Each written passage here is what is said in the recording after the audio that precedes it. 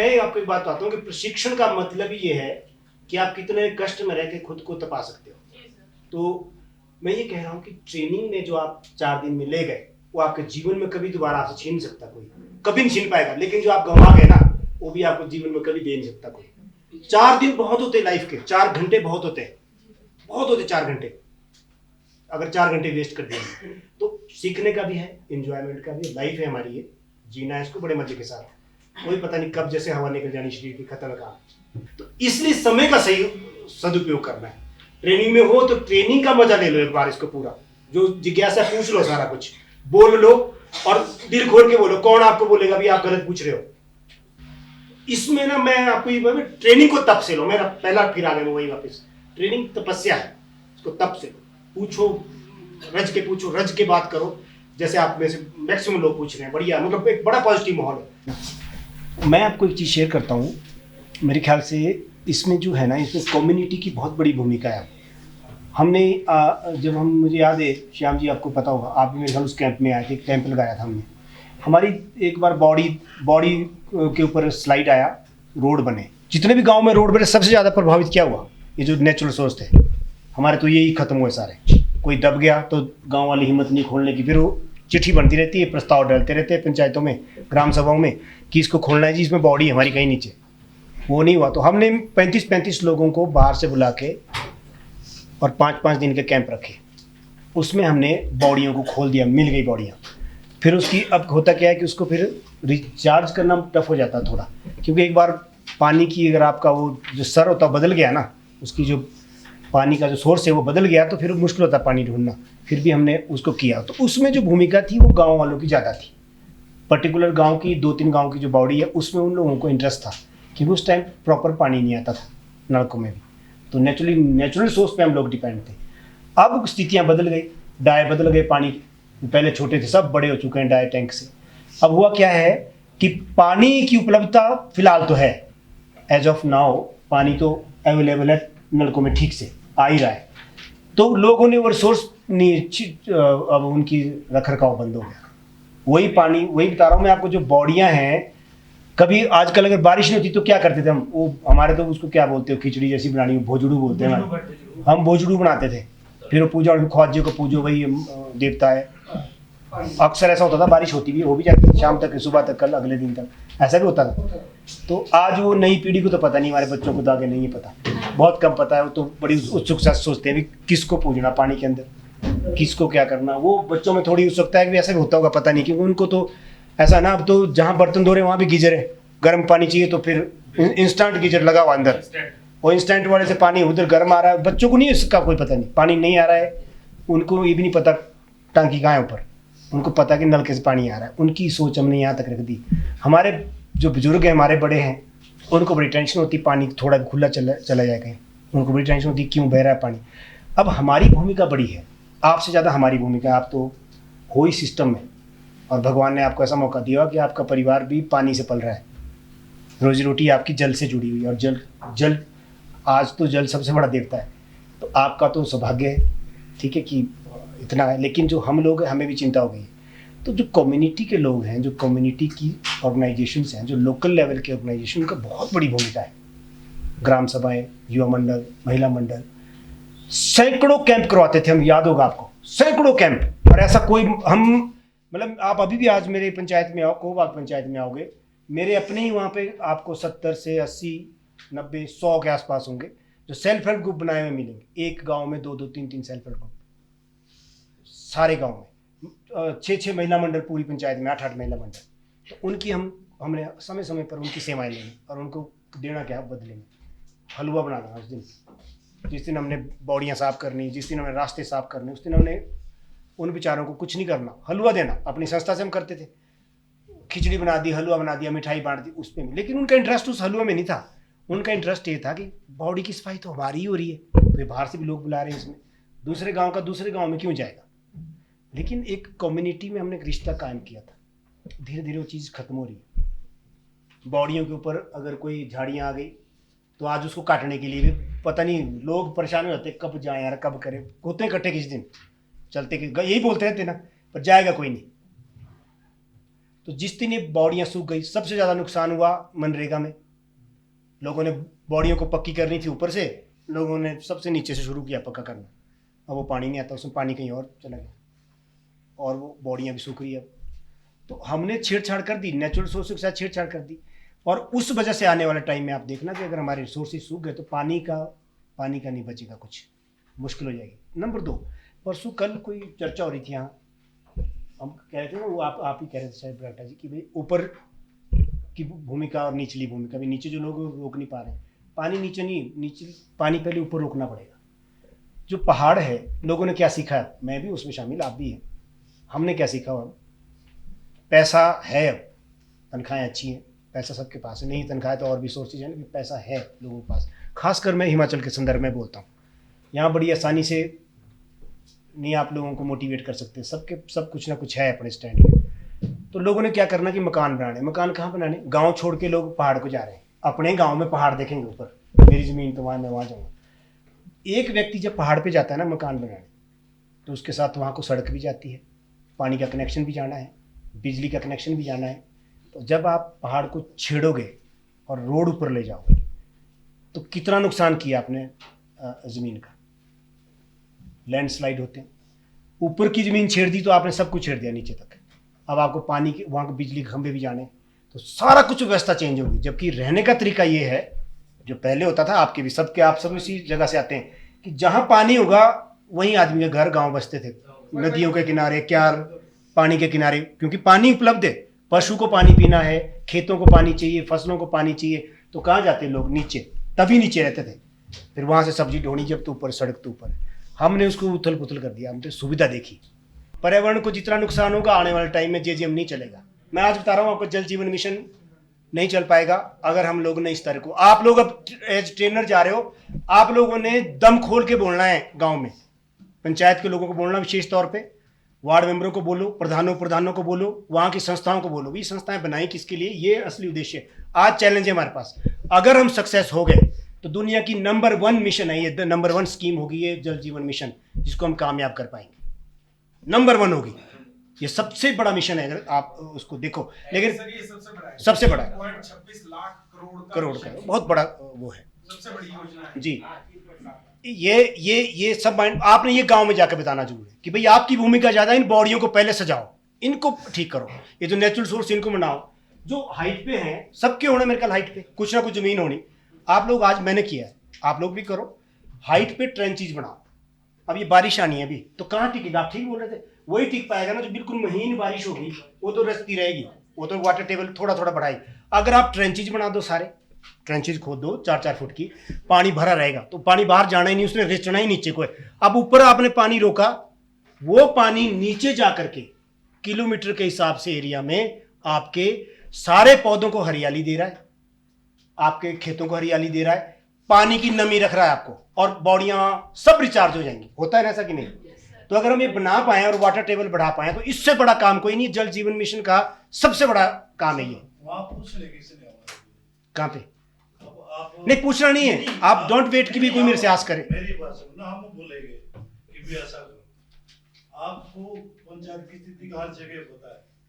पंचायत में यदि हम जाते भी है तो भी सारे लोगों को बोल रहे हैं कि भाई गए कि भी जल जीवन मिशन के बारे में बात करो। वहाँ लोग आते हैं, प्रधान भी है, सेक्रेटरी जो भी है ना जी, वहाँ बात चलेगी सिर्फ एक चीज की कि मेरा भूमि सुधार डालो, मेरे इस ओर तो ध्यान ही नहीं है लोगों का। लोगों का ध्यान है लेने के लिए कि मुझे मिलेगा कहाँ से। मैंने आपको कहा ना, उसमें मैंने आपको बताया ना कि जल जीवन मिशन सफल होने में बहुत टफ है। मैं आपकी तो बात बोल रहा हूँ। मिशन तो वो गवर्नमेंट करे ना, कहीं भी फोकस है, बात मान लो ट्रेंच की बात करेगी। नहीं, ये फोकस होने वाला है सर। आप अभी रुको, एक मिनट, आप रुको ना, आप जो बोल रहे हो यही तो होने वाला है। तो सरकार आपको ट्रेनर किस बात को बना के भेज रही है?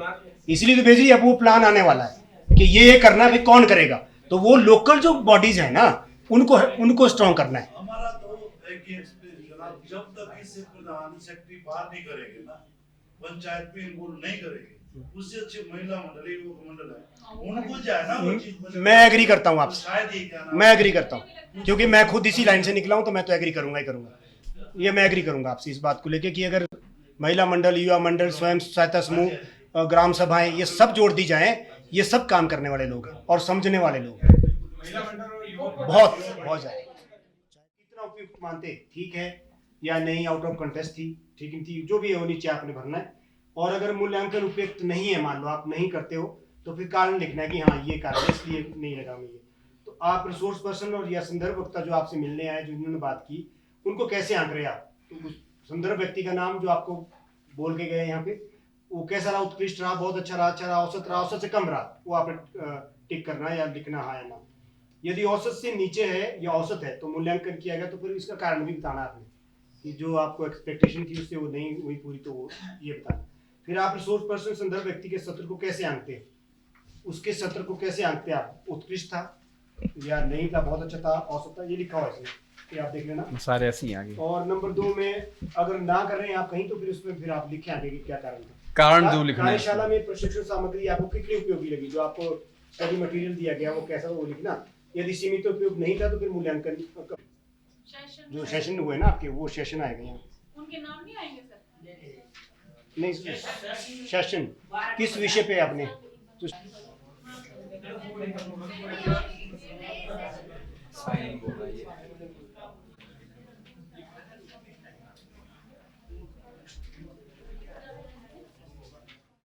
Good evening.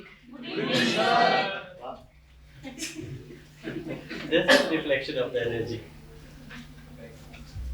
तो सेकेंड हाफ में तो आप बड़े प्रोसीजरली चीजों में बिजी हो गए ना शायद। तो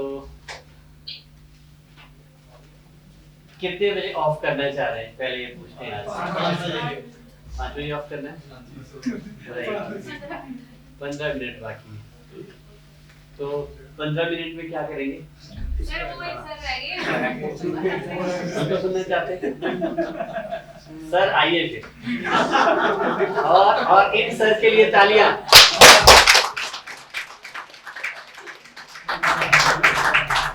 आप कहाँ से हैं? मैं सर निर्वासी। निर्वासी। आपका क्या नाम है? विनोद सर। विनोद जी, आप किस पोजीशन पे? PO sir, pump operator. Pump operator. Oh right. तो आप यहाँ पे ट्रेनर बनने आए हैं, ये आपको पता है? और trainer eye to eye contact करते हैं, ये भी आपको पता है। और यहाँ पे हमें बोलना है, लीडर होके बोलना है, सबके सामने बोलना है, बेबाक बोलना है, पता है आपको? हम गांव में, शादी में, दूसरे फंक्शन में बहुत नाचते हैं, डांस करते हैं, बोलते खूब है दोस्तों के बीच। अगर आप इन सबको, हम सबको अपने दोस्त समझते हैं, तो उसी शैली में हम चाहते हैं कि आप यहाँ पे बोलें। अदरवाइज हमें लगेगा आप हमें अपने दोस्त नहीं समझते। आप इतना बढ़िया बोल सकते हैं, आपको खुद पता नहीं है। आप इतना अच्छा ज्ञान रखते हैं अपने काम का, आपको खुद पता नहीं है। आप नेरवा के रहने वाले हैं, नेरवा बाजार के बारे में आप बहुत अच्छा जानते हैं। बाजार की समस्याएं क्या है, खूबी क्या है बाजार की, लोग मेन वहां पे कौन है, और दूसरा सोशल और पॉलिटिकल स्ट्रक्चर वहां का कैसा है, इनकम, आर्थिकी वहां पे कैसी है, इसके बारे में तो आपको सबसे ज्यादा पता है कि नहीं? नहीं है। पंप के बारे में पता आपको अच्छा है, पंप काम कैसे करता है, आप चलाते कब है, कितना पानी उससे उठता है, कितना आगे बढ़ता है, डेली कितना टाइम में आप यूज करते हैं, बिजली कितनी कंजम्पशन होती है, ये तो मोटी मोटी चीजें आपको पता ही है। आप एक बेस्ट पंप ऑपरेटर है कि नहीं, अपने आप को मानते हैं कि नहीं? मानते हैं कि आप एक अच्छे पंप ऑपरेटर हैं? साबित करो क्यों आप अच्छे पंप ऑपरेटर हैं, सब जानना चाहते हैं। आपको जोर से बोलना है, स्माइल करते हुए बोलना है, और घूमते हुए बोलना है, आई टू आई कांटेक्ट करना है, नीचे नहीं देखना, आपने सबकी आंखों में देखना, सबकी आंखें तरस रही है। Right? Your time starts now. शुरू। कोई और टॉपिक नहीं सर? हो सकता है आपकी इच्छा का, बिल्कुल हो सकता है, नाटी भी हो सकती चाहे। नमस्कार, मेरा नाम विनोद जिंटा है, मैं नेरवा से रहने वाला हूँ। मैं अपने गांव के ही बारे में कुछ थोड़ा सा बता दूंगा। Very good. मेरे गांव नेरवा से थोड़ा सा दूर है। अगर हम डायरेक्ट लेंथ ले तो उसकी जो हाइट होगी वो कम से कम 1 किलोमीटर है। अगर हम बाई रोड देखें तो वो कम से कम 6 किलोमीटर चला जाता है, ठीक है। और जो अगर हम अपनी हाइट जो मापते हैं समुद्र तल से, तो हम 5500 के हाइट के लेवल पे रहने वाले हैं। हमारे उधर ज़्यादातर सेब होता है, हम ज़्यादातर फोकस सेब के ऊपर करते हैं। हमारे एरिया में हर चीज़ देखी जाती है, मतलब जो सेबों के बारे में होती है, अर्ली वैरायटीज़ हमने तैयार की है। और ज़्यादातर हम लोग अपना जो समय है वो खेती बाड़ी में ही लगाते हैं।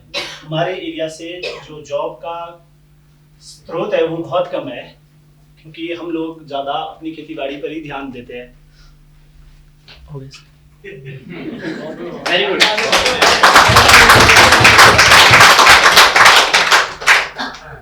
आपको पता था कि आप इतने अच्छे बोलते हैं और इतने ग्रुप के साथ बोल सकते हैं, जहाँ सारे एक्सपर्ट्स बैठे हैं? आपको पता था पहले? और आप कितना बढ़िया बोल के गए ना। कोई नहीं बोल रहा कि आप पहली बार यहाँ पे आए हैं स्टेज पे। अच्छी फ्लुएंसी गजब का कॉन्फिडेंस। आप पहले व्यक्ति हैं जिसको डबल तालियां बज रही है पहली बार। आप क्या सुनवा रहे हो? अब आपने थोड़ा सा और इम्प्रूव करना है। इम्प्रूव क्या करना है? आपने वॉक भी करना है, लोग, हाँ, और लोगों से आई कांटेक्ट भी करना है, लोगों से बातचीत करनी है, इसी बात। और एक ट्रेनर की भाषा, किसी को कोई एबीसी का पता नहीं, नेरवा का क्या है क्या नहीं, आपसे एक्सपर्ट इस बारे में कोई नहीं हो सकता। बढ़िया समझाओ इनको, वहां पहुंचना कैसे, आने के बाद आवागत कैसे होती है, मिलेगा क्या, वो सब चीजें गांव के बारे में हो गया सर, सारा कंप्लीट दोबारा करना पड़ेगा, क्योंकि उसमें आप घूमे नहीं थे, तो उसमें स्माइल तो आपकी थी ही, लगभग अच्छी थी, लेकिन आई कांटेक्ट थोड़ा कम था। और हाथ को भी थोड़ा आगे करो ना, आपको तो अपना एक्सप्रेशन ऐसे करना है थोड़ा। You are best person dear. इतना बढ़िया पहली बार कोई बोले यहाँ पे आके, मैंने सोचा ही नहीं था कभी। स्टार्ट। टॉपिक ही नहीं बचा सर। इसी टॉपिक को रिपीट करो, इसी को रिपीट करो। मैं आप लोगों से एक सवाल पूछ सकता हूँ? यस, आप ट्रेनर हैं, आप कुछ भी पूछ सकते हैं। आप सब लोग भगवान को मानते हैं? मानते हैं? Yes sir. आप मेरे को बता सकते हैं कि आप भगवान को क्यों मानते हैं? क्या आपको किसने बताया भगवान का?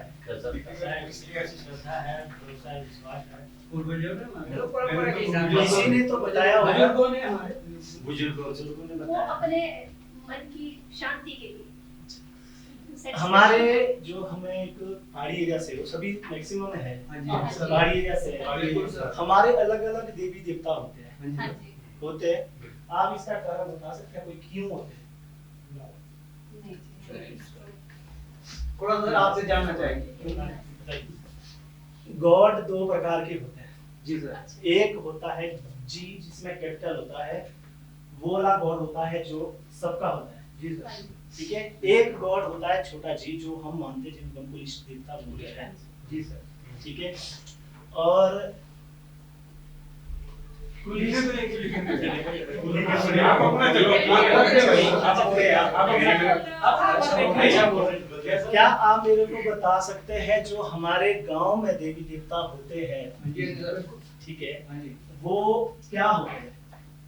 एक उनके ऊपर टॉपिक है, थोड़ा सा मेरे को नॉलेज है, इसलिए आप लोगों के साथ शेयर कर रहा हूं। बहुत अच्छी बात कर रहे हैं आप हमारे देखो विजट महाराज जी होते हैं, आप उनके मानते हो, शिरगुल देवता होता है। देखिए, आप एक बात मेरे को बता सकते हैं, ये होते कैसे? दिव्य शक्ति होती है। दिव्य क्योंकि शक्ति- इन्होंने इतनी तपस्या की हुई है, हर एक तरह से उनकी बहुत अच्छे कर्म किए होते हैं। वो तो बड़े वाला बॉडी होता है जो जिसमें कैपिटल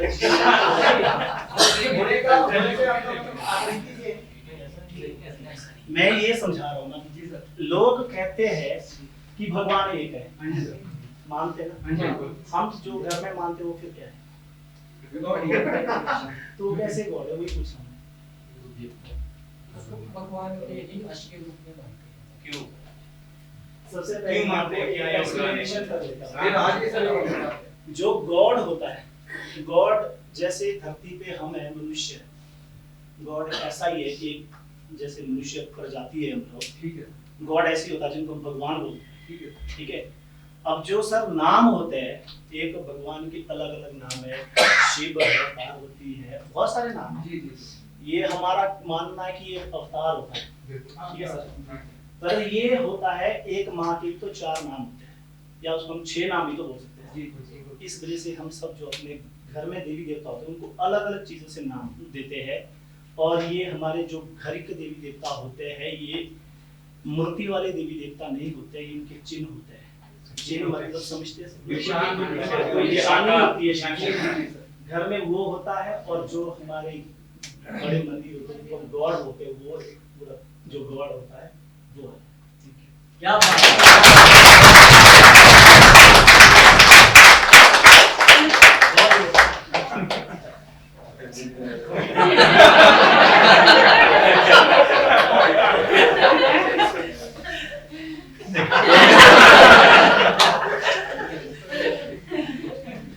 दोस्त कमाल कर दिया। नहीं खो जाएगा। नहीं खो जाएगा, नहीं खो नहीं खो जाएगा, बहुत बढ़िया। फिर ये स्टैंडिंग ओवेशन नहीं होती।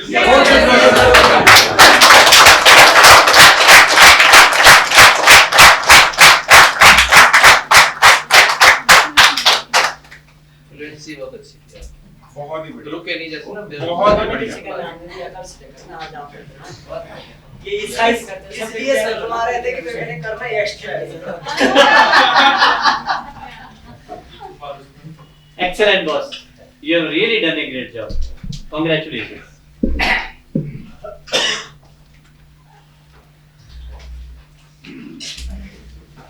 देखो छोटी सी बात है ना, छुपे हुए रुस्तम है।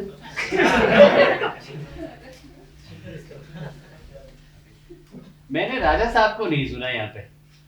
जी सर, ये भी हम तरफ से हैं। आप ही तरफ हमने सोचा था यहाँ मिस न कर देंगे।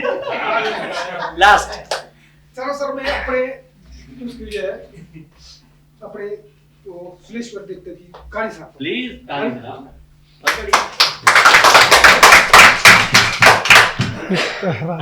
बिल्कुल बिल्कुल। घूमना है। नहीं घूमना नहीं, मैं थोड़ा चलो।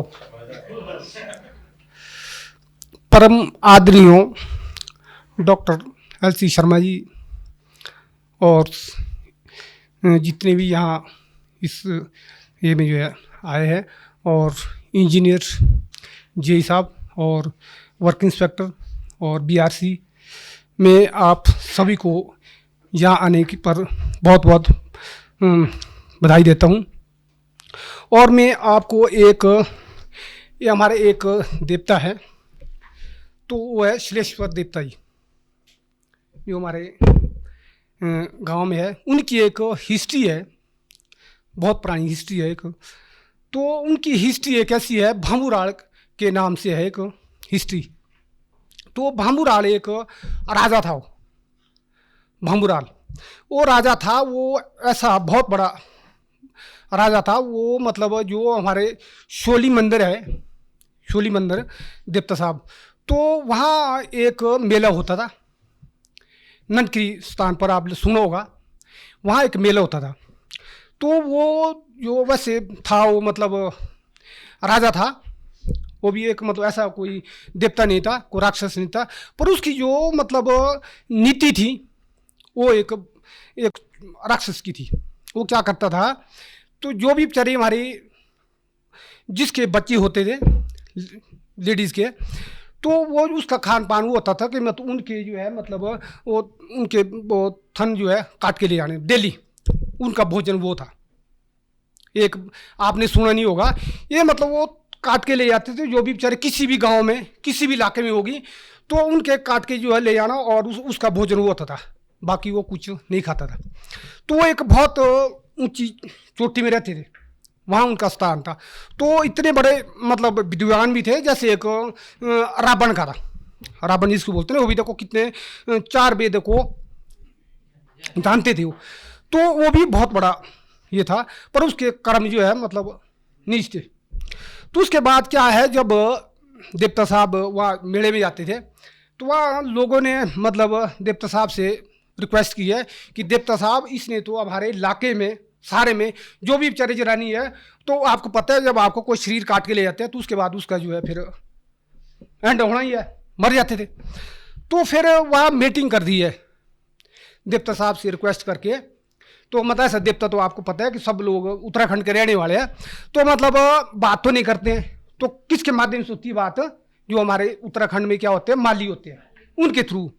तो उन्होंने क्या किया कि भाई ये जो भामुराल है, भामुराल के नाम से जाना जाता था उनको, कि ये जो भामुराल है जब इस मेले में आएगा, वहाँ एक पूनर गांव है, तो पूनर गांव एक, तो उनको बोल दिया कि देवता साहब ने कि भाई ऐसा है जब भामुराल आएगा तो उनकी जो राजा था वो कि आएगा तो उनको बैठने स्थान के लिए बहुत ऊंचा वो होता है कि हम लोग तो हर कहीं बैठ जाएंगे, तो उनके लिए स्थान एक बहुत ऊंचा होता है, छत्ता होता है, नीचे बैठक होगा, बड़े अच्छे ओसी जो है उनका मतलब होता था। उनके साथ पीछे से जैसे हमारे जो है सीएम के साथ पीएम के साथ बॉडीगार्ड होते हैं, तो उनके साथ भी वैसे होते थे। तो उसमें क्या होता था, उसके बाद जो है उन्होंने एक इशारा कर दिया देवते ने, भाई ऐसा करना तुमने। वहाँ था द्यार का पेड़ जिसके नीचे वो बैठे होते थे, क्योंकि वहाँ को मकान तो बने नहीं होते हैं, जहाँ मतलब जंगलों में होता था मेरा। तो उन्होंने क्या कर दिया कि भाई मैं एक ऐसा वो मतलब एक ऐसा इशारा करूँगा, तुम लोगों ने उसको जो है मार देना, उस भामुराल को भाई मार देना। तो उसके बाद क्या हुआ जी, भामुराल को मतलब उसने जो एक तोता होता नहीं, तो ऊपर से उसने आवाज़ मार दिया, तो बड़ी जोर से आवाज़ लगा। तो राजा जो तो भी यार एक कौन को ऊपर से वो जो है आवाज़ कर रहा है। तो जब ऊपर से उन्होंने जो एक जो उसमें लगा हुआ था ना, उसमें द्यार के पेड़ में इतना सा होता है, मतलब फली मान के चलो आप, तो उसमें जो होता है वो होता है एक ऐसे मतलब जैसे आपके हल्दी की नहीं होता है, वो ऊपर से उसने झाड़ दिया और उसके वो लगा यूँ देखना ही यूँ लगे करने। तो मतलब फिर इशारा कर दिया भाई तुम क्या देख रहे, ये है मौका। फिर उन्होंने जो है वो जो पूनन के थे उन्होंने उसको जो है मारा। फिर कहाँ दड़ाया, शोली में जो मंदिर है नहीं देवता साहब पलथान का, वहाँ तक दड़ाया उसको, इस साहब के रामपुर। हाँ, तो मतलब वो वहाँ जो है दड़ा मेरे गांव की कहानी है। सर की गाँव किया, तभी मैं मतलब आपको पता है ना, मतलब बाकी चीज़ तो हम हर चीज़ पढ़ते भी है। ये एक बहुत बड़ी पुरानी चीज़ है, मतलब जबकि आप लोगों ने शायद सुना होगा किसी ने, एक मतलब बहुत बड़ा वो है। मतलब बाकी चीज़ तो आप हर चीज़ किताबों में पढ़ते हैं, मतलब कहीं भी आप देखते हैं करते हैं, है ना। मतलब आप देख लेंगे बारे वहाँ तो ऐसा होता है, आपको बोलते हैं कि दिल्ली में क्या हो रहा है, बम्बई में क्या हो रहा है, तो ये चीज़ आपको पहली बार सुनी होगी। तो शोली में जो है उनको मार दिया, जो भामुराल असली था उसको वहाँ मार दिया। तो उसके बाद जो उसकी घरवाली थी, बच्चा था, फिर उसकी जो घरवाली है रानी थी, तो उसको दड़ा के जो है मेरे गांव में लाया उस रानी को, फिर उसको वहाँ मार दिया। पीछे लोग दौड़े नहीं, जैसे मान को जैसे आप किसी को दड़ाएंगे, एक तो भैया मार दिया। जो उसकी जो रानी थी वो चले गई, वो मेरे गांव में आई, फिर उसको वहाँ मार दिया। मंदिर था वहाँ भी, उसको वहाँ मार दिया। उसके बाद जो उसका बच्चा था वो एक देवनगर है उधर साथी है नहीं, तो वहाँ ले गया, फिर उसको वहाँ मार दिया। उसके बाद जो है उसको मतलब वैसा कोई छोटा मोटा नहीं था वो, जब वो पूजा पाठ करता था, पूजा पाठ जो भामुराल, तो वो जो है एक दत्तनगर सुना आपने, दत्तनगर, तो दत्तनगर में से जो है वो नहाने जाना है। दत्तनगर नहाने स्नान करने सुबह, जैसे आप लोग हम लोग सब पूजा करते हैं, तो सुबह पहले आपको पता है कि बिना नहा के कोई भी कर्म नहीं होते हैं, तो वहाँ चले गए। वो जाता था दत्तनगर नहाने जाना है, मतलब नहाने को वहाँ एक कम से कम लगभग मतलब जो अगर तो आज की वो देखे आप ना, मतलब इसके हिसाब से किलोमीटर के हिसाब से लगभग कोई 70 किलोमीटर दूर होगा, 70 किलोमीटर। तो मतलब वो जो है जब नहाना था, एक पैर रखना दत्तनगर में, दूसरा पैर रखना वहाँ, मतलब पैर जो है मतलब सूखना नहीं चाहिए। जब वहाँ पहुँचता था तो गीले पैर से वहाँ आता था, और पानी कहाँ से लाना, हरिद्वार से लाना था पूजा करने के लिए, डेली पूजा करने के लिए वो लाते थे वहाँ से। तो इतना बड़ा शक्तिशाली था। अब उसके नाम से, भामुराल के नाम से, तो अब एक 9 साल के बाद मेला होता है।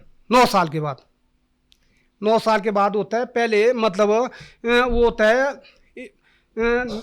9 और 10 तारीख ये अप्रैल में, 9-10 अप्रैल को इनके गांव में होगा।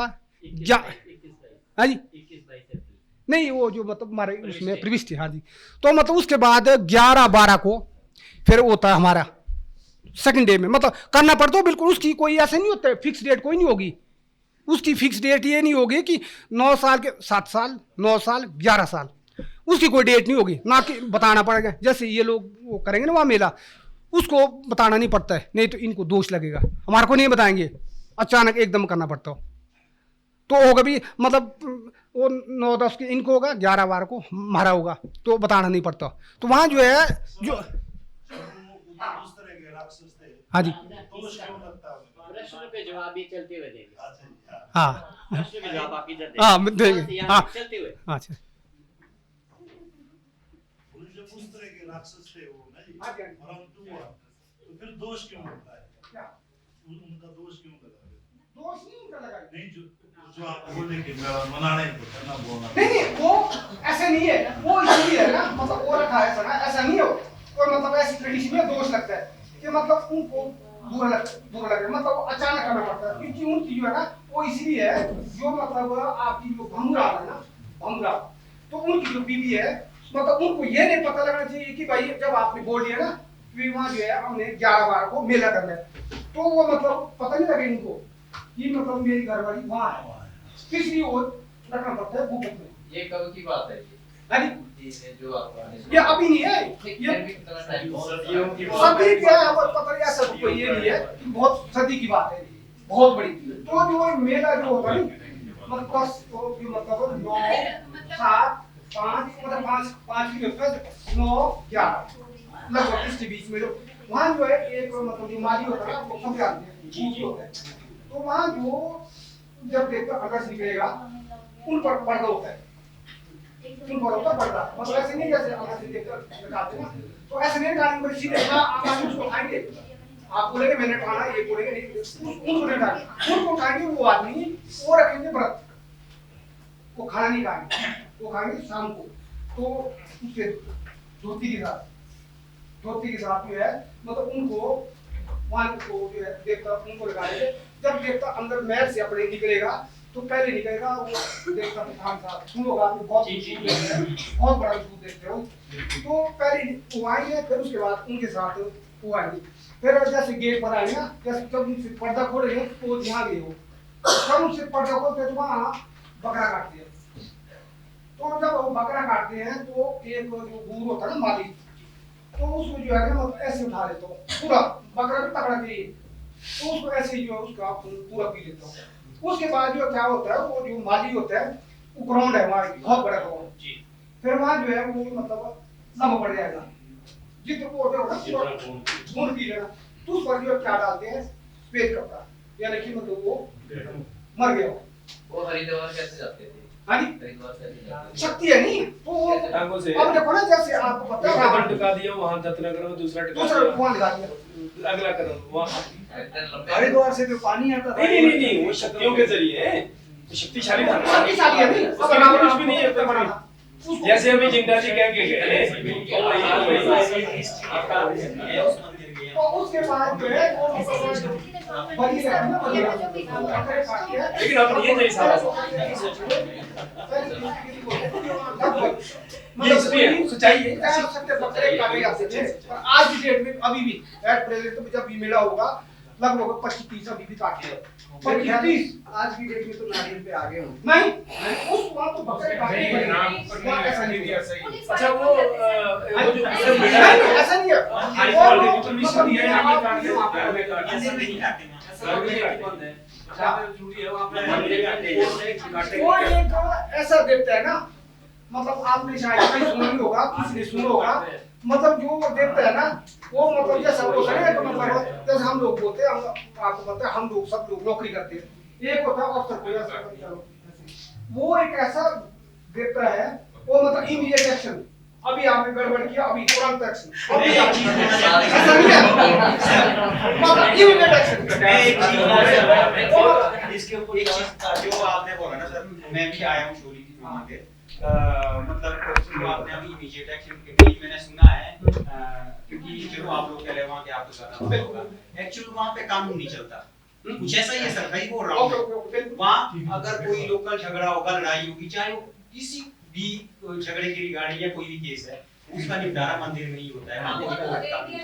वहाँ जो है ना, कानून है ही नहीं अपनी। तो मैं आपको कह रहा हूँ मैडम जी, ज्यादा पता नहीं डॉक्टर साहब की कोशिश है, आप भाई है, ये भी भाई है, आप किस तरह से भी हो गई है, क्या हो गया, आप लोग ये हो गया, आपकी गड़बड़ हो गया, तो ये थोड़ा रास्ता ये ठीक था, ठीक है, तो ये थोड़ा ये कम था, ये कम था, ये आपका पूरा है, ये दे दी इनको, ये दे दी आपको, इन्होंने कर दिया देवता साहब मेरे तो कम दिया, कम दे दिया, जमीन कम दे दी है, तो उसका फैसला आपको ना जज करेगा कुछ नहीं, तो देवता साहब को आ जाएंगे, तो आपने कुछ नहीं, आपने देखना नहीं है, ये पर्दे में, ये पर्दे में है नहीं, तो मतलब खुद बांटेंगे, तो ये जो है कम है, तो इससे काट के इतने एक टुकड़ा दे देना, ये भी इनको भी देना है, इनको भी जमीन, मतलब आपको तहसीलदार कानून वो तो बाद में आएगा, ये जो जमीन है, ये फाड़ के उन्होंने दे दी है, उन्होंने जो है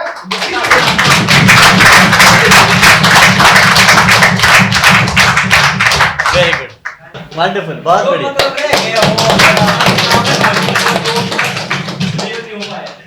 हाँ जी, सर थोड़ा सा आप भी बता दो। आपने तो 5 बजे का टाइम रखा था।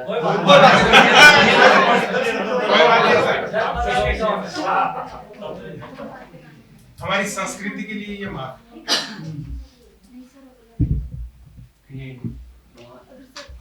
कितना टाइम देंगे मुझे?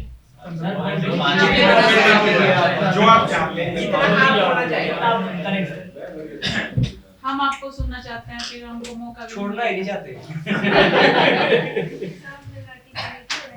हाँ सर, देवी सर ने नाटी भी करनी है, नाटी डिमांड नाटी तो 8 बजे भी हो सकती है, 10 बजे भी हो सकती है। बता रही हूँ कि करवा देनी है सर। करवा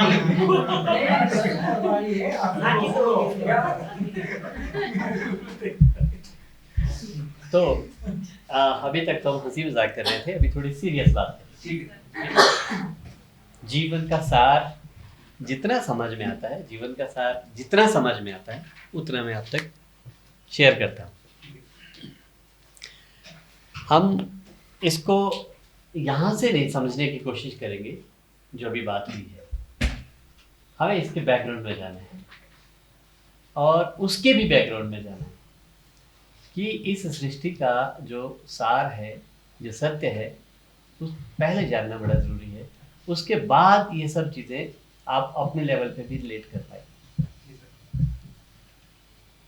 ठीक है जी?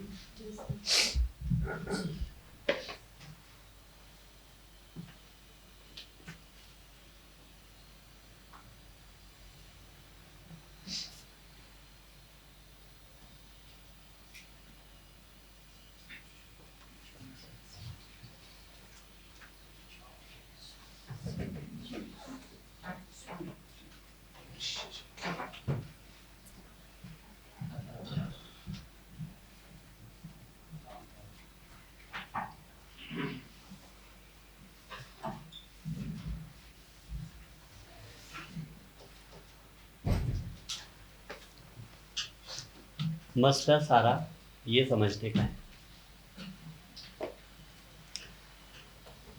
ये 15 दिन का सेशन है स्पिरिचुअलिटी का। YouTube में मेरे इसमें लेक्चर भी अगर आप देखेंगे, ग्लिम्पसेस ऑफ स्पिरिचुअलिटी के नाम से 15 सेशंस हैं। पर इसको हम कोशिश करेंगे कम से कम समय में हम कैसे इसको ब्रीफली जानने की कोशिश करें। ठीक है जी?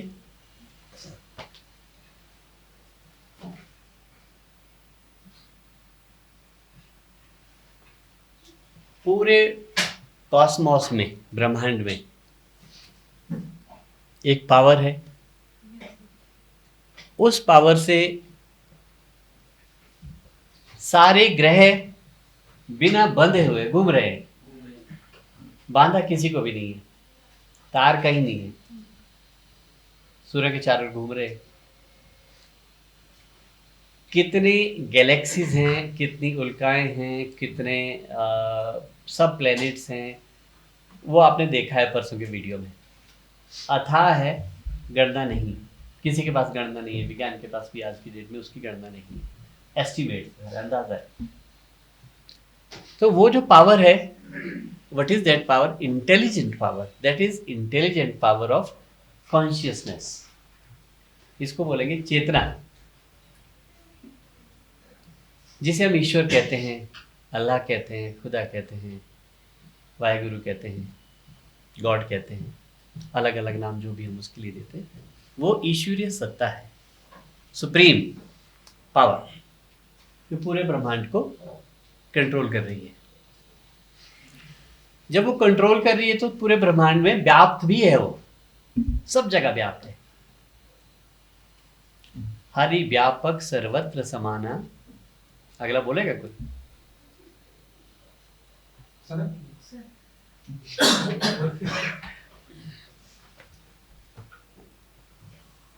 प्रेम ते प्रकट हुई में जाना, मतलब ईश्वर हर जगह विद्यमान है। जहां पे भी उनके प्रति प्रेम उमड़ आएगा वहां वो आपके सामने आ जाएंगे। कैसे? वो सबसे ज्यादा जो शक्ति है आज की डेट में कहाँ है? पावर, एटम्स में। एटॉमिक पावर तक हम पहुंच गए ना सारे, परमाणु बम बन गए, बहुत सारी शक्ति है उसमें। एटम क्या है चीज? इतना छोटा सा सूक्ष्म कण है जिसको हम देख नहीं सकते अपनी आंखों से। एटम वो चीज है, बहुत छोटी चीज है, लेकिन उसमें शक्ति कितनी ज्यादा है। वो देश के देश, शहर के शहर उड़ जाते हैं अगर उसको बम के रूप में इस्तेमाल करें। तो मतलब वो पावर पूरे ब्रह्मांड में व्याप्त है, जो ईश्वरीय शक्ति है। और उसका एग्जाम्पल मैं ये नहीं बता रहा हूँ कि परमाणु में एक्चुअल में भगवान बस रहे, मैं ये नहीं कह रहा हूँ, एग्जाम्पल दे रहा हूँ। तो ईश्वर छोटे से छोटे कण में सर्वत्र व्याप्त है। वो चेतना है जो सब जगह है, जड़ में भी है, चेतन में भी है।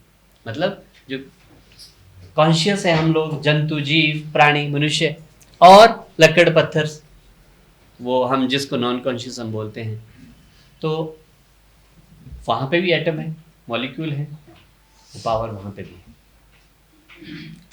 अब सवाल है कि वो हम तक पहुंची कैसे, हम तक कैसे आई यहाँ से? जब मनुष्य की रचना हो रही होती है, वो फिर लंबी, बहुत लंबी थ्योरी आ जाएगी। मैं थोड़ा और शॉर्टकट करने की कोशिश करता हूँ। मनुष्य की रचना जब होती है, होती कैसे है उसका भी एक साइंस है, उसका भी एक प्रोसेस है, बहुत इंटरेस्टेड प्रोसेस है, उस पर वो लंबा हो जाएगा, हम शॉर्ट करते हैं थोड़ा सा। मनुष्य की जब रचना होती है तो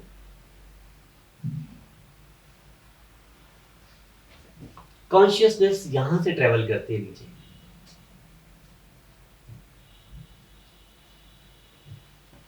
आपने पढ़ा होगा, सुना होगा, 7 चक्र होते हैं हमारी रीढ़ की हड्डी के, और इन 7 चक्र मूलाधार से शुरू होता है ये लास्ट में सहस्र, इसको बोलते हैं सहस्र चक्र। सहस्र चक्र में कॉन्शियसनेस ट्रेवल होती है। पहले ये जो कॉन्शियसनेस है 2 भागों में विभाजित होती है। एक भाग है इसका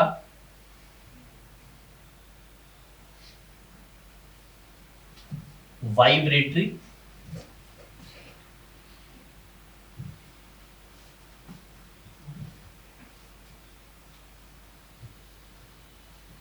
नॉन वाइब्रेटरी। इसका मतलब क्या है? वाइब्रेटरी का मतलब है वाइब्रेशन, कंपन। ये कंपन वाला पार्ट है, और इस कंपन वाले पार्ट से साउंड की उत्पत्ति शुरू हुई, ओम की ध्वनि। ये है नॉन वाइब्रेटरी पार्ट, मतलब शांत, स्थिर।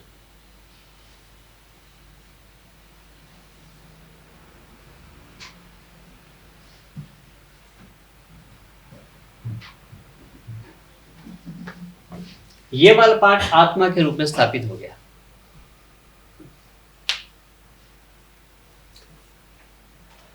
दोनों का जो प्रभाव है यहां आ गया। अब ये रहना यही चाहिए था, क्योंकि हम मनुष्य कहाँ है? धरती पर। धरती में एक गुरुत्वाकर्षण है। धरती हर चीज को एक सीमा तक अपनी ओर खींचने की कोशिश करती है, लेकिन एक ऐसा भी जगह आएगी, दूरी आएगी, जहां पे धरती की अपनी ओर खींचने की क्षमता खत्म हो जाएगी। वहां कोई बॉल भी घूम रहा होगा, नीचे नहीं आएगा, उधर ही हवा में ही घूम रहा होगा, नीचे नहीं आएगा। वो एक ऐसा भी स्थान है। लेकिन यहाँ तो बहुत, हम तो धरती पर है ना एकदम। तो गुरुत्वाकर्षण की वजह से क्या होगा, ये जो कॉन्शियसनेस है ये नीचे ट्रेवल करनी शुरू हो जाती है चक्रों में, और चक्रों में ये लास्ट चक्र तक मूलाधार तक आ जाती है। मूलाधार ये वाली जगह होती है, ये वाला पोर्शन बैक में। यहां जब ये कॉन्शियसनेस ट्रेवल होगी, यहां से सब जगह फैलनी शुरू होगी, पूरी बॉडी में कॉन्शियसनेस चलेगी, ट्रेवल होगी। इसीलिए चेतना, हमारे हाथ, आंखें, कान और सब काम करना शुरू कर लेते हैं, क्योंकि चेतना सब जगह फैल गई। ईश्वरीय शक्ति को हमने बहुत जगह पूरी बॉडी में फैला दिया। अब हम करते क्या है, योगी लोगों ने क्या एक सूत्र ढूंढा, जब तक चेतना सब जगह फैली हुई है तब तक वाइब्रेशन का बहुत बड़ा रोल है। वाइब्रेटरी है, हम बहुत कंपन वाली स्थिति में होते हैं, माइंड स्थिर नहीं होता है, स्थिरता से हम बहुत दूर होते हैं। जितने नीचे आएंगे उतने अस्थिर हम होंगे। अब इनके भी अलग अलग लक्षण है, वो लंबी थ्योरी है। तो योगी लोग क्या करते हैं, यहां से ये जो कॉन्शियसनेस यहाँ जमा हुई है और बाकी जगह फैली है, बाकी बॉडी से कॉन्शियसनेस को भी यहाँ लाने की कोशिश करते हैं और इसको धीरे धीरे ऊपर उठाने की कोशिश करते हैं। जो 7 चक्र है, मूलाधार से ऊपर ऊपर ऊपर और लास्ट में जाके मणिपुर, अनाहत वगैरह वगैरह करके सहस्त्र पहुंच जाते हैं। तो उनकी सारी जो यौगिक प्रक्रिया है इस एनर्जी को ऊपर उठाने में संघर्ष बहुत करना पड़ता है, क्योंकि धरती खींच रही है उस पावर को नीचे और हम धरती के अगेंस्ट एक्शन ले रहे हैं ऊपर के लिए। नीचे तो अपनी ओर खींची जा रही है, धरती खींच रही है, हमारा तो कोई रोल ही नहीं है। और जब हम उसको ऊपर लिफ्ट करने की कोशिश करते हैं, वहाँ स्ट्रगल है। इसलिए योगियों को बहुत कई सालों तक तपस्या करनी पड़ती है, वही सारी प्रक्रिया करते हैं और कुछ नहीं है। उसके तरीके कई तरह के हैं, वो अलग अलग मामले हैं, बट अल्टीमेट जो ऑब्जेक्टिव है इस कॉन्शियसनेस को यहाँ से उठाते ऊपर पहुँचना है। और जब द्वारा ये कॉन्शियसनेस यहाँ चली आती है, यहाँ पे हम और ये जो ऊपर वाली शक्ति एक हो जाते हैं।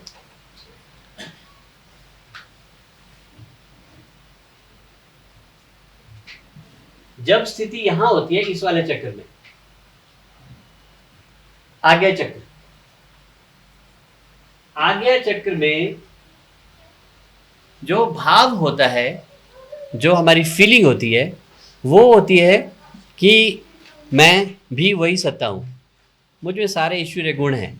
मतलब ईश्वर वो है कोई और मुझ में भी उस जैसे गुण है। वहां एक शब्द संस्कृत में लिखा है,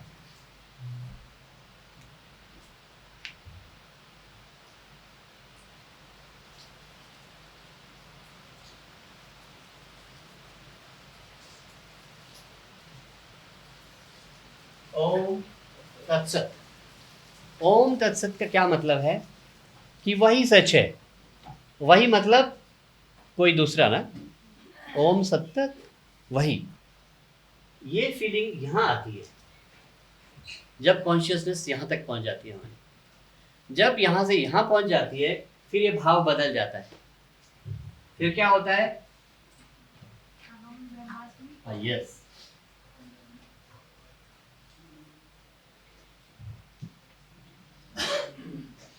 मैं ही ब्रह्म हूं का मतलब वहां पे हम और ईश्वर में फर्क नहीं रहता है, हम ईश्वरमयी हो जाते हैं।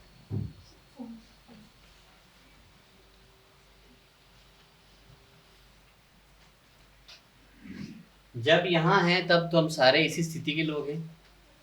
यहाँ चले गए, स्थिति थोड़ी बदल जाती है, भाव थोड़े बदल जाते हैं, यहाँ भी बदल जाएंगे, यहाँ बदल जाएंगे, बदलते बदलते इस स्थिति में हम यहाँ पहुँचते हैं और यहाँ हम वही हो जाते हैं। कबीर उसी स्थिति के थे, गुरु नानक उसी स्थिति के थे,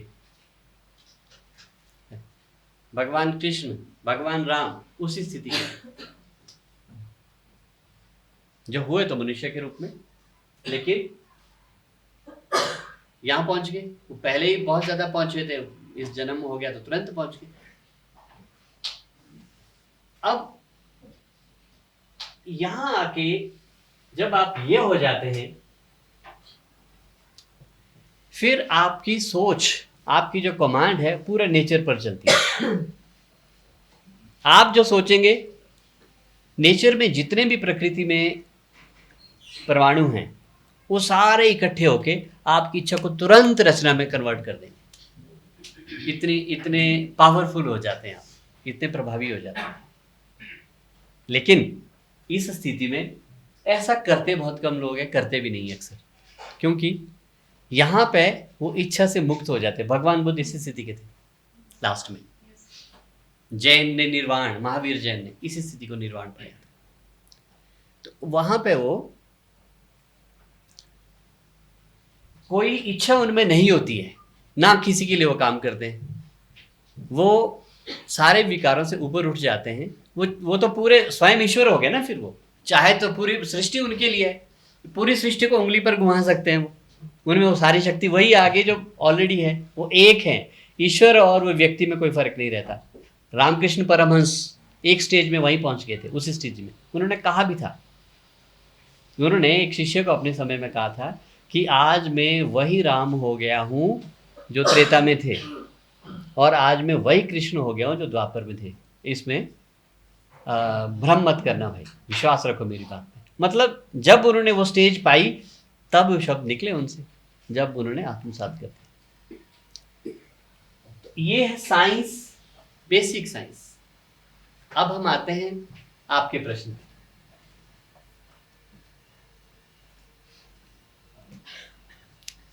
गीता में भगवान ने कहा है कि देवता नाम की कोई सत्ता होती ही नहीं, देवता होते ही नहीं, ये भ्रम है। सिर्फ शक्ति एक है, मल्टीपल नहीं हो सकती है, वो ईश्वर ही, और इसके अलावा कुछ नहीं। लेकिन वो दिखती कई जगह है, रिफ्लेक्शन उसकी मल्टीपल है। क्या है? ये परमाणु है पूरी दुनिया में फैले हुए। आपने जिस भाव से सोचा, प्रयास किया, प्रार्थना की, कुछ भी किया, तप किया, ध्यान किया, साधना की, उसी हिसाब से परमाणु अपनी रचना करने लग गए। फिर कई बार लोग बोलते हैं मैंने वहां मन्नत की थी, मेरा ये काम हो गया। काम कैसे होता है? वो मन्नत क्या थी? मन्नत ये थी कि वो आपके भाव, आपने अपने ध्यान को, अपनी भक्ति को केंद्रित किया एक पत्थर में या एक लकड़ी में, जो मूर्तियां आजकल हम बनाते हैं, देवता जिनको हम कहते हैं। आपने फोकस इन पे किया, इन पे श्रद्धा देनी शुरू कर दी, इस पे ध्यान देना शुरू कर दिया। ये अपने आप में तो कुछ नहीं है, सत्ता तो एक ही है। वही सत्ता यहां आ जाएगी। जिस ढंग से आपने इनको देखा है, जिस नजर से आपने इनको देखा है, उतना प्रभाव यहां रहेगा इनके पास, इस तरह से।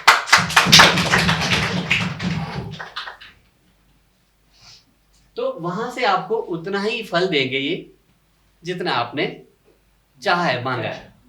क्योंकि ये नश्वर है, तो ये आपका फल भी जो होगा ना, वो भी नष्ट होने वाला है, ज्यादा समय तक रुकेगा नहीं। जब तक हम लौकिक रूप में ईश्वर को ध्यानने की कोशिश करेंगे, लौकिक का मतलब मूर्ति के रूप में, व्यक्ति के रूप में कोशिश करते हैं, उसकी सीमाएं हैं। एक प्रोसेस है, वो जाना उसी जगह से हमने, लेकिन पहुंचना कहीं आगे। अगर हम आगे नहीं पहुंच पाते, इधर नहीं पहुंच पाते, तो हम सीमित हैं। मेरा कहने का मतलब, जो भी मूर्ति पूजा है या देवी देवता है, पहाड़ों में बहुत प्रचलन है ये, और दिखता भी है, इनके प्रभाव दिखते भी हैं, ऐसा नहीं कि झूठ की बात है, दिखते भी हैं। लेकिन ये एक लेवल तक की हमारी सोच है, साधना है, और ज्ञान पूरा नहीं है यहाँ तक पूजा करना। अधूरा ज्ञान जब तक हमारा है तब तक हम यहाँ तक पूजा करते हैं।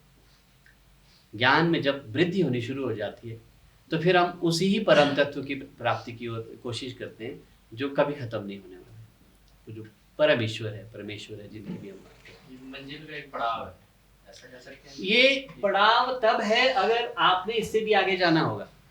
कई बार ऐसा होता है कि आगे को पता ही नहीं होता लोगों का, फिर वो मंजिल ही हो जाती है उनके लिए मंजिल है वो, हम यही रुके हैं, तो हमारे लिए वही है, उससे आगे हमें पता ही नहीं है। लेकिन ये एक शॉर्ट है। नंबर 2, कुछ लोग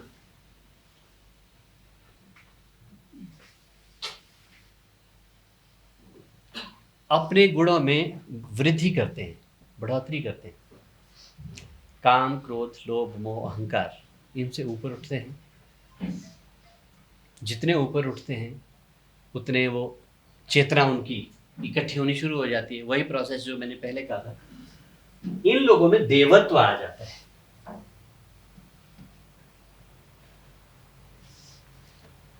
बहुत सारे आपने कुछ योगी ऐसे जो सिद्ध योगी बोलते हैं, हाथ फेर दिया किसी ने, तथास्तु बोल दिया, हो जाता है, जो मर्जी आपके मामले क्यों नहीं हो। वहां कोई साइंस काम नहीं करती है। जो फिजिक्स, बायोलॉजी, केमिस्ट्री है, वहां पे उनके नियम नहीं काम करते हैं, वहां मेटाफिजिक्स काम करता है, पराविज्ञान है। वो क्या है? सारा कमाल तो इन परमाणुओं का है। इनको कमांड दे देते हैं, वो प्रकृति को कमांड दे दी, प्रकृति तैयार होगी फटाफट उसकी कमांड को आनर करने के लिए, उस विचार को रिस्पेक्ट करने के लिए प्रकृति के सारे अणु इकट्ठे हो जाते हैं। वो काम यूं हो जाता है, असाध्य से असाध्य रोग है वो तुरंत ठीक हो जाता है, हाथ लगाने से ठीक हो जाता है। उन लोगों के जिनका कॉन्शियस लेवल उस जगह में पहुंच गया। ये जो देवत्व वाले लोग हैं, ये वो लोग हैं जो टॉप में नहीं पहुंचे अभी। हमने बात की थी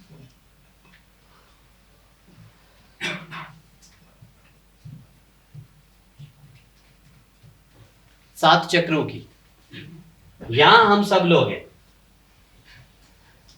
यहां जो पहुंचेंगे, यहां से देवत्व आना शुरू हो जाएगा व्यक्ति में। उनके आचार व्यवहार, उनकी वाणी, उनके शब्दों का प्रभाव वो धीरे धीरे दिखना शुरू हो जाएगा। यहां जो पहुंचेंगे और ज्यादा प्रखर हो जाएंगे। इस स्थिति में ये देवत्व वाले लोग हैं, ये सारी देवत्व वाली स्थितियां हैं। यहाँ पे देवता तुल्य व्यक्ति होने शुरू हो जाते हैं, और यहाँ तो बहुत ऊंचे हो जाते हैं, वो कुछ ऊपर लेवल में जाके तो बहुत ऊंचे हो जाते हैं। और एक मजे की बात इसमें यह है, अगर किसी ने सही डायरेक्शन जिसको मिली है, तरीका अगर सही, क्या है तरीका? मैं एक मैकेनिकल भाषा में बात कर रहा हूँ, मैं भक्ति की भाषा में बात नहीं कर रहा हूँ। मैकेनिकल सिस्टम क्या है? हमने कॉन्शियसनेस को मूलाधार से ऊपर उठाना है। अगर किसी को वो ऊपर उठाने का तरीका, अंत तक का तरीका बताया है किसी ने, अच्छे गुरु ने बताया है, अगर सभी नहीं बता पाते, अगर किसी ने बताया है और वो शुरू किया है, मान लीजिए यहां तक पहुंचे इस जन्म में आप, और उसके बाद व्यक्ति की मृत्यु हो जाती है। अगले जन्म में जब रीबर्थ होगा तो उसकी जो जर्नी है यहां से स्टार्ट होगी।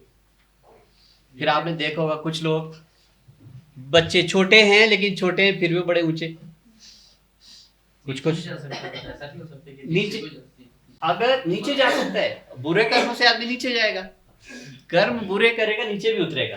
पर अगर उसने किया है कोई शॉर्टकट मेथड यहाँ तक पहुंचने के लिए, तो नीचे उतरने की संभावनाएं बहुत है, ज्यादा है। लेकिन अगर सही किसी गुरु का हाथ मिला है, साथ मिला है, मार्गदर्शन मिला है, आशीष मिला है और ज्ञान मिला है, तो वो निरंतर आगे बढ़ता जाएगा। इस जन्म में, अगले जन्म में यहाँ तक पहुंच गया, फिर अगले जन्म में स्टार्ट ही यहाँ से होगा उसका। पहली नहीं पढ़नी, 10वीं के बाद सीधा 11वीं में चला जाएगा। आपने देखा 5वीं पढ़े बीए के पेपर दे देते हैं आजकल कुछ ऐसे भी। वो क्या है रीजन? कुछ लोग हैं तीसरी पढ़ा है, आप उनको दुनिया भर की जो मर्जी पूछो, उनको ज्ञान है, कैसे आ गया वो? वैसे नहीं आ गया कहीं से, वैसे वो पिछला जो जन्म का प्राप्त उन्होंने कमाया हुआ है, उसके बाद उनकी यात्रा शुरू हो रही।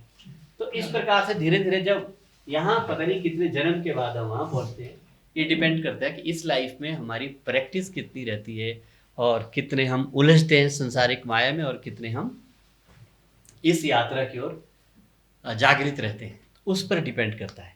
इस हिसाब से तो सर इतने करोड़ों की आबादी है, अगर हिंदुस्तान की बात है तो यहाँ पर इसका मतलब तो है कर्म अच्छे नहीं करते हैं कोई क्योंकि इस लेवल से ऊपर तो कोई जाता ही नहीं है। जैसे हमने कहा कि कुछ ऐसे पैदा होते हैं जो मैट्रिक के डायरेक्ट एग्जाम भी दे देते हैं, कोई लोग पीएचडी 12 साल की उम्र में कर लेते हैं, वो बहुत कम है ना। 10, 15, 20, 25, 100 इतने भी नहीं। तो इसका मतलब है कि जो बाकी हैं उनके कर्म बहुत लोअर लेवल के थे। ये समझ लेना जरूरी है ना। यस, हम सब विशुद्धि चक्र को पार करने के लिए पैदा हुए हैं, इसके लिए गुरु की आवश्यकता है। बता रहे ये विशुद्धि चक्र है, इसको जब पार कर लिया फिर अब हम यहाँ ट्रेनिंग में आए हैं तो कम से कम हम विशुद्धि चक्र तक तो हम भी चले जाए, जो यहाँ का कार्यक्रम है। राइट, तो जीवन का जो कार्यक्रम है वो तो जीवन शैली अलग है जी, लेकिन यहाँ का कार्यक्रम है हम अपना विशुद्धि चक्र तो कम से कम पार कर लें, कहने का भाव ये है। हाँ, इनका भी इससे भी रिलेट करें ना, जो हम हमारा सब्जेक्ट है हम इससे रिलेट करें।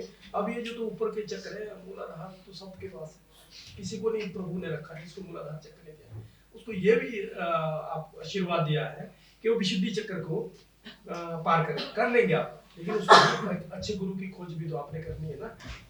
ठीक है, देवी देवता है, बताया अभी देवी देवताओं के बारे में सब कुछ है, देवत्व के बारे में जो इन्होंने स्पष्ट किया है वो यही है जो यहाँ है, इतना सा है।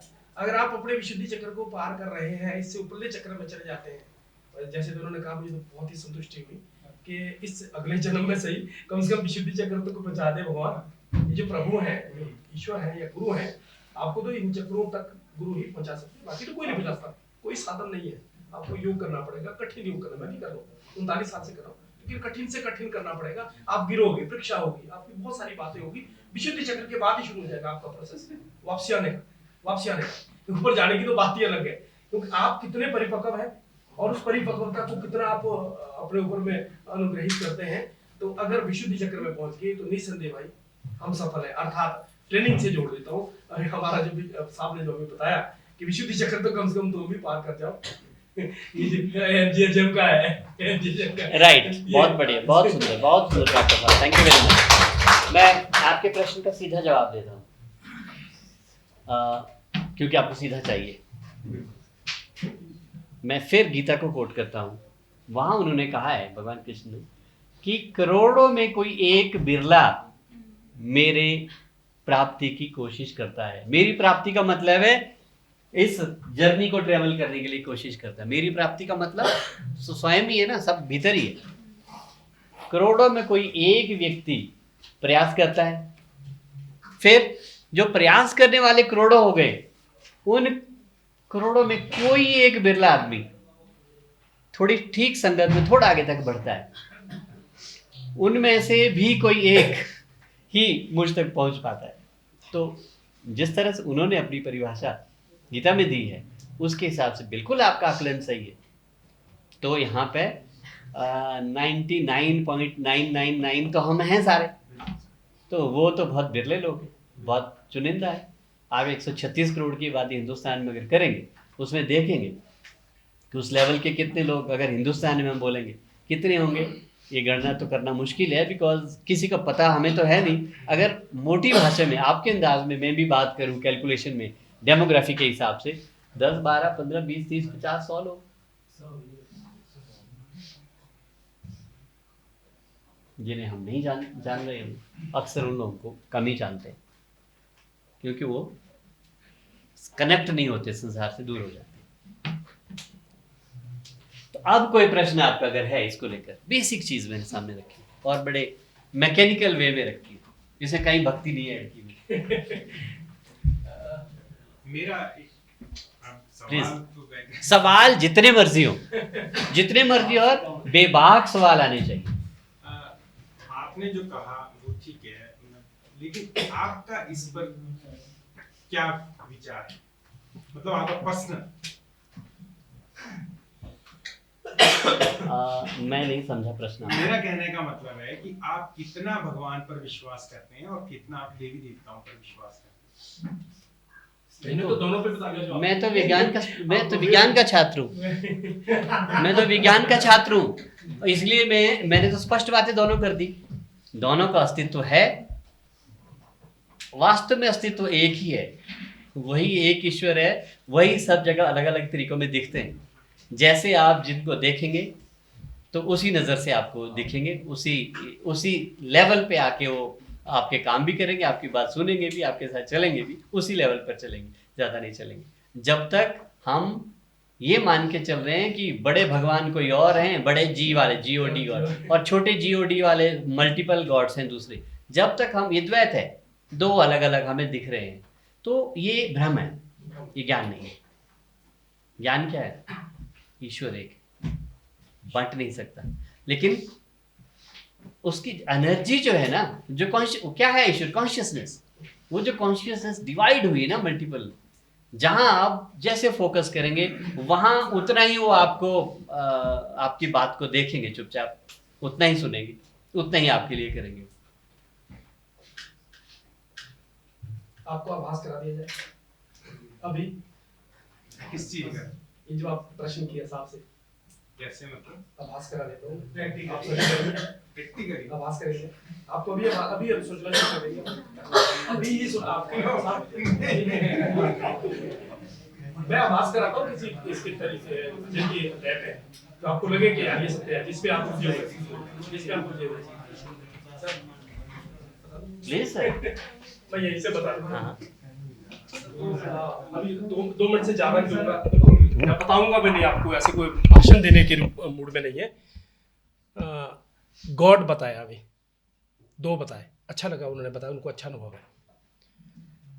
गॉड का मैं आपको 3 शब्द है, GOD। एक तो इसकी स्पष्टता बताता हूँ।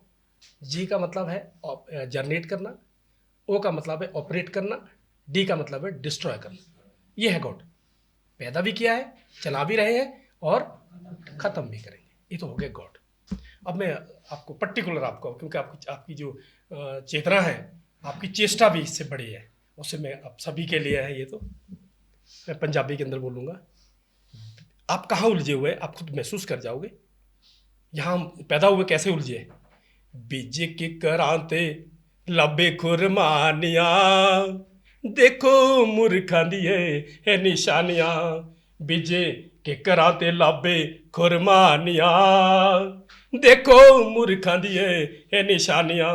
जद उम्र होई तेरी 10, जद उम्र होई तेरी 10, त गया स्कूले फस। भेजे के करांते लाबे खुरमानिया, देखो मूर्खां दिए है निशानियां। Want you explanation?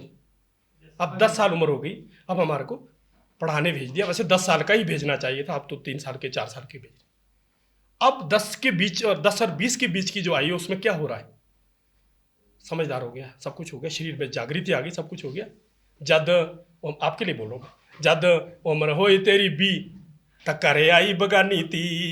बीजे के करांते लबे खुरमानिया, देखो मूर्खां दिए है निशानियां। क्या था जो साहब ने बताया, जो हमने पिछला, अभी यहाँ थे, फिर यहाँ कैसे आगे, जो बच गया वो आगे लेंगे। अब 20 और लड़की आ गई, घर में शादी होगी, ब्याह हो गया, बगानी दी आ गई, यानी लड़की आपने ब्याह कर दिया। अब 20 और 30 के बीच 10 साल का आपका गैप आ रहा है। बीजे के करांते लाबे खुरमानिया, देखो मूर्खां दिए है निशानियां। जद उम्र होई तेरी 30, बिष्टा जी को बोल रहा हूं मैं। जद उम्र होई तेरी 30, तो मंगदा मुंडो मिल दी ती।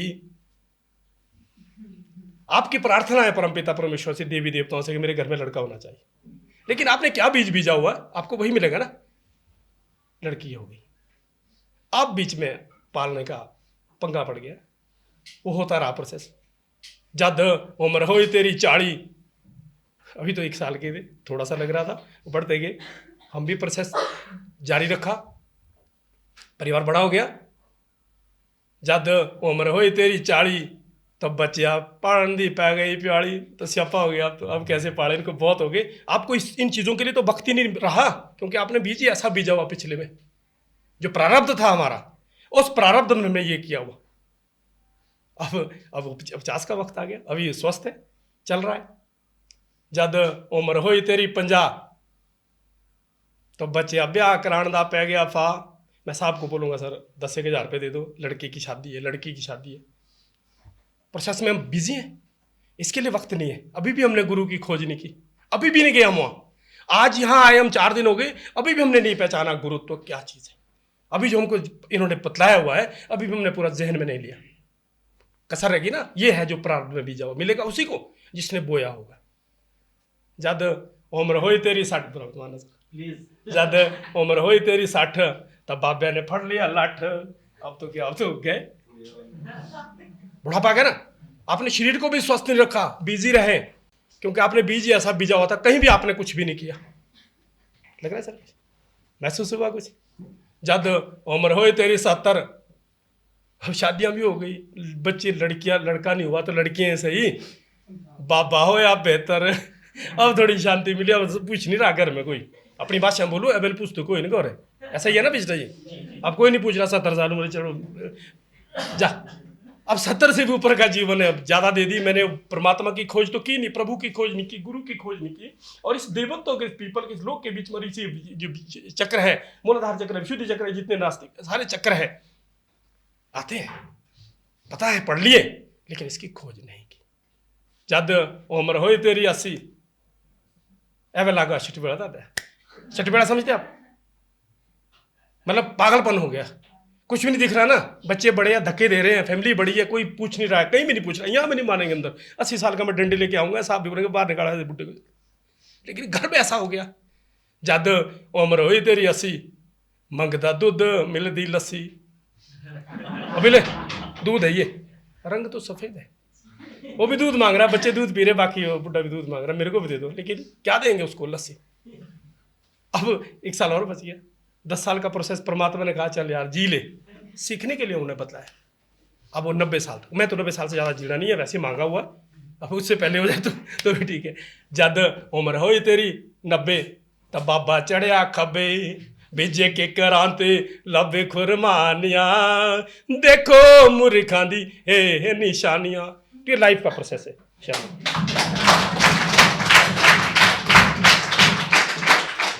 बहुत खूब सर, बहुत आनंद आ गया। Then second is law of Karma.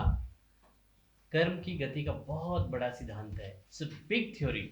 इसको कभी बैठना हो समझने के लिए, लंबा थ्योरी है, ये बहुत इंपॉर्टेंट है। लॉ ऑफ कर्मा का सबसे बड़ा रोल है, हमें क्या मिलना है क्या नहीं मिलना है, वो प्रारब्ध जो साहब ने अभी कहा। सर ये प्रारब्ध क्या शब्द है? Very good. आपके लिए तालियां सर, आप सुन तो रहे।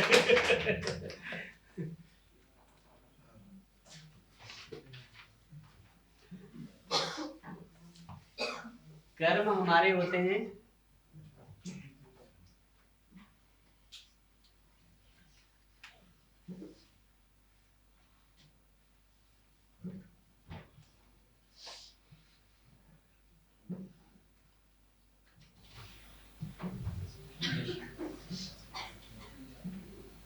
हमारे कर्म 2 प्रकार के होते हैं, संचित कर्म है, क्रियामान कर्म। ये वो हैं जो तुरंत असर करते हैं। आपने पढ़ाई की, आपको डिग्री मिल गई, वो क्या है? क्रियामान कर्म, एकदम उसका फल मिल गया है। संचित कर्म है जो जमा हो गए, इस बार आपने कर दिए, इसका आपको मिला इस वक्त कुछ नहीं, पर वो जमा हो गए। हो सकता है 10 साल के बाद आपको मिले। इसका एक सॉफ्टवेयर है नेचर के पास, नेचर को पता है कि किस कर्म का प्रभाव कितने साल के बाद मिलना है, वो तो वही जानते हैं। बट कुछ कर्म ऐसे भी है जो इस जन्म में मिलेंगे नहीं, आप नेक्स्ट जन्म में मिलेंगे, तो वो संचित कर्म है। और उन संचित कर्मों में से इस जन्म में जो हमारे पुराने जन्म का फल जो हमें मिलेगा वो प्रारब्ध। प्रारब्ध हमारे पुराने कर्म है, पिछले जन्म के, पिछले जन्मों से जो संचित हो रहे कर्म है, वो उसका जो टुकड़ा हमें इस जन्म में मिलेगा, वो लाभ हानि जो मर्जी मिलेगा, हमें रिवार्ड मिलेगा, पनिशमेंट ही मिलेगा, वो तो डिपेंड करते हैं नेचर ऑफ कर्मा पे। तो वो जो भी मिलेगा वो प्रारब्ध। अच्छे बुरे जैसे मर्जी करो सर। एक अब जी एक क्वेश्चन करो सर, 10 करो। तो जैसे महाभारत में सर सत्य असत्य की लड़ाई, हाँ ठीक है जी, हाँ कर्म के प्रति, मतलब उसमें जो है कि कौरव को उसमें जो है झूठा वो माना जाता है, धर्मी माना जाता है, पांडव जो उसमें सच्चा माना। बाद में जब वो महाभारत खत्म हुआ तो एक जब खत्म हुआ वो महाभारत है, फिर उसके बाद महाभारत के 35 साल के बाद पांडव उसी जगह पहुंच गए जहाँ पे कौरव को मार के भेजे। तो जब वहां पे गए उन्होंने देखा कि कौरव तो इसमें क्या बोलते हैं स्वर्ग में, और जो युधिष्ठिर को नहीं पता वो, क्योंकि वो चल के गए वहां पे, बाकी मर के गए। तो जैसे युधिष्ठिर ने देखा कि मेरे भाई नष्ट हुए और कौरव ने इतना बुरा किया हमारे साथ, बड़ी मुश्किल से हमने इनको मारा और ये है स्वर्ग में, तो ऐसा क्यों हुआ सर? आपकी कहानी ने क्या बताया इसको उत्तर? आपको पूरी करो कहानी। आपकी कहानी में ये उत्तर कहानी यहाँ तक नहीं है, ये नहीं है तो कुछ लंबी है, कहानी पूरी है, आप पूरी करो। यहाँ से आगे मैं बता सकता हूँ, यहाँ से आगे बताओ ना। मैं यहाँ से आगे इसको बता सकता हूँ, पर मेरा प्रश्न यहीं से बनता है। आपके प्रश्न को उत्तर उसके बाद दूंगा, पहले कहानी पूरी करो। इसका उत्तर मैं भी दे सकता हूँ, ठीक है। पर मैंने जो है मैं यहाँ पे पूछ रहा हूँ, आपसे भी पूछ रहा हूँ, कोई भी बोले, मतलब महाभारत सबने सुना, सबने देखा, अब कि हो सके मैंने कम देखा होगा, शायद यहाँ पे जितने हम उन्होंने देखा होगा। तो मैं तो ये बोल रहा हूँ, जब मैंने यहाँ पे स्टॉप कर दिया कि यहाँ से एक प्रश्न शुरू हो जाता है कि क्यों ऐसा हुआ, उनको क्यों। आपके प्रश्न पे बात करेंगे, पहले आप इस कहानी को पूरा करो।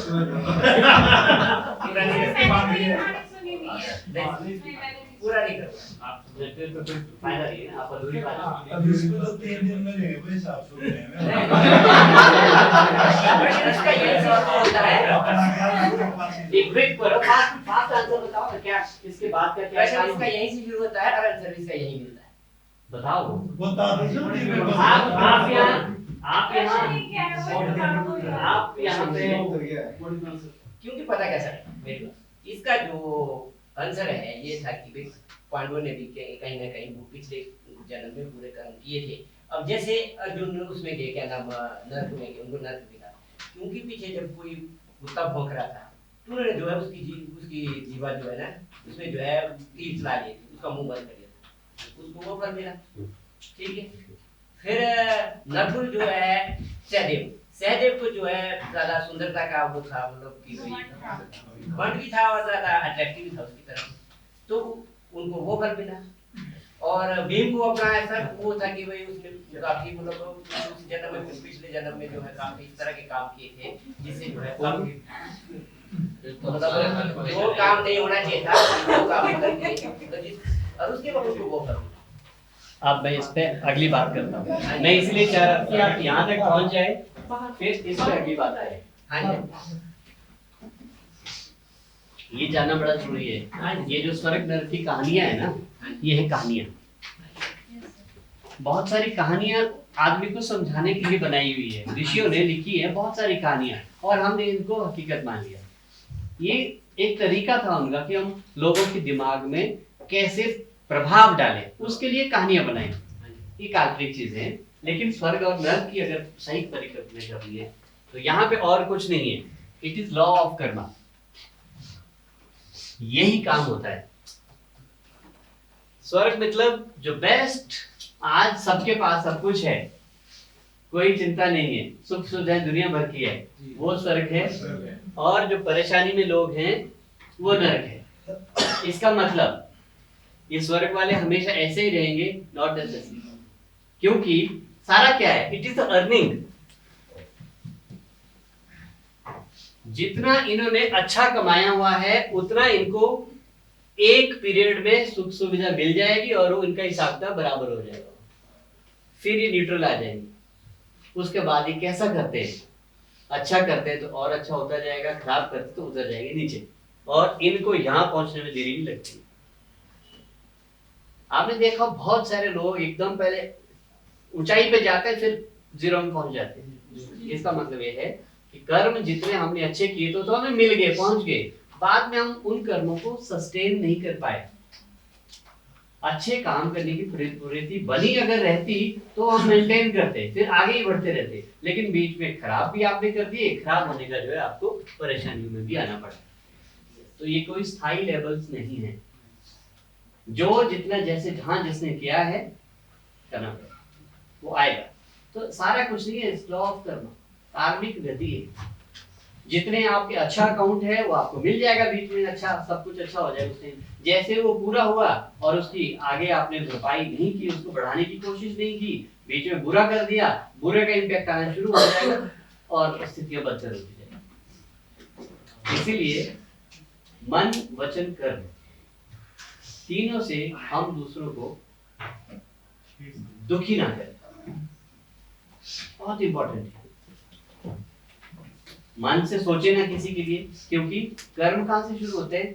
थॉट से। आपने काम चाहे आगे किया कुछ या नहीं किया, बोला चाहे नहीं कुछ किया, अगर किसी के प्रति आपकी अच्छी सोच आ गई तो आपके अच्छे कर्म बनने शुरू हो गए। बुरी सोच पैदा हो गई तो आपके वहीं से स्टार्ट हो गए कर्म की गति। सेकंड इज मन वचन शब्द, कैसे नहीं आप निकाल रहे, उसका भी कार्मिक अकाउंट में ऐड होता जाएगा। एक्शन, उसके बाद जो आप करते हैं। और बहुत लोग आज भी हिंसा को बड़ी शाबाशी समझते हैं। वो हिंसा चाहे पशुओं के साथ है, व्यक्तियों के साथ है, पक्षियों के साथ है, तो वो क्या है, अभी तो ठीक है हम बलशाली है करते हैं और हम धार्मिक उन्मादों में फंसे हुए हैं, जैसे कुछ मंदिरों में बकरी भी करते हैं। ये सारा क्या है? अंधविश्वास की पराकाष्ठा है। आदमी को ज्ञान से बहुत दूर है, छोटे छोटे चीजों में उलझे हुए, छोटे छोटे अपने नियम बना दिए, छोटे छोटे अपने धर्म बना दिए, उसमें उलझे हुए, फिर आप परेशान करते। जब भी आप किसी को दुख देंगे और वो दुख वापस नहीं मिलेगा, ऐसा हो ही नहीं सकता है। This is all law of कर्म, उसी के से ये पूरा ब्रह्मांड चल रहा है।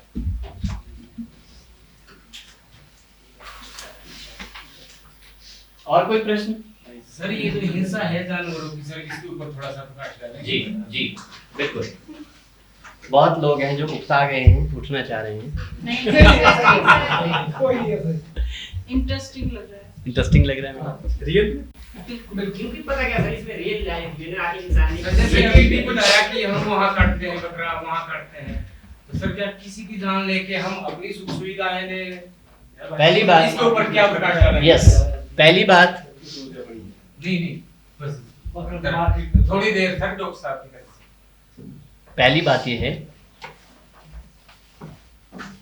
हम जब तक पर्यावरण के साथ तालमेल नहीं रखेंगे तब तक हमें जीने का अधिकार ही नहीं है। पर्यावरण के तालमेल रखने का मतलब है सर्वे भवन्तु सुखिनः। क्यों बोली ये बात? सर्वे सन्तु निरामया सर्वे भद्राणि पश्यन्तु मा कश्चित् दुःख भाग् भवेत्। मतलब सभी लोग सुखी हों, सभी लोग निरोगी हों, सभी उज्जवल भविष्य अपना देखें और किसी को दुख ना आए, किसी में ऐसी कामना हम करते हैं। ऋषियों ने ये बात कही है। तो अगर हम ये कहते हैं तो हम इसका मतलब हमारे यहाँ पे मुर्गे चलते हैं सुबह, बहुत हिरण चलते हैं आसपास, और हम आनंद के साथ देखते हैं, मजा आता है। सुबह 8-8 10 दौड़ रहे होते घर के पास, कई बार चावल वगैरह फेंक लेते हैं यहाँ पे, आनंद के साथ एंजॉय करते हैं। कोई एक आदमी आ रहा था, मुझे आना पड़ेगा कभी बंदूक लेके, मैंने कहा एक शब्द कह दिया, द्वारा शब्द नहीं है, बात निकाल दूंगा यहाँ से, शब्द द्वारा नहीं करना।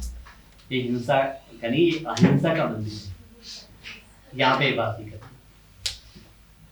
हमें सबके साथ अगर तालमेल बनाना है तो ही हम इस जिले के अधिकारी हैं यहाँ पे, नंबर 1। नंबर 2, हम मनुष्य अपने आप को बलशाली समझते हैं, हम तो कुछ भी कर सकते हैं, इसीलिए हम पाप कर बैठते हैं। वो ईगो है हमारा, वो हमारा घमंड है, वो अपने आप का एक भ्रम है कि हम तो बहुत बलशाली है। 90 साल के बाद वो बल कहाँ जाता है, साहब ने बता दिया अभी। एक क्षणिक है, ये जो बल है, ये जो सौंदर्य है, ये जो पावर है, ये क्षणिक है, एक समय के लिए। तो हमारा कोई हक नहीं है कि हम किसी दूसरे जीव का इस्तेमाल अपने लाभ के लिए करें। हम स्वार्थी हैं और स्वार्थ भी पाप है, तो उसका असर मिलेगा, कर्म परिणत हो जाएगा कर्म की गति में।